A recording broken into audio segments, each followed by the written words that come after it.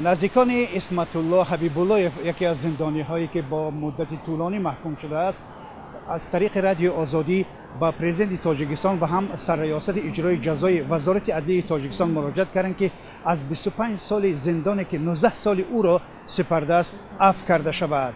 همسر اسمت الله ابولی دیروز در صحبت با رادیو آزادی خواهش کرد که پرزیدنت تاجیکستان یک بار دیگر به پرونده او بازنگری کند و در نسبت او رحم و شفقت نشان دهد.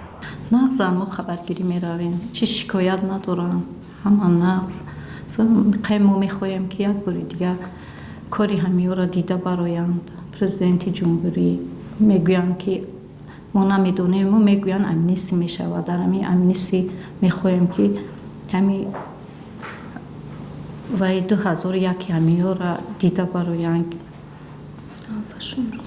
عفی همی را دیده برایند. ما هم خواهش داریم.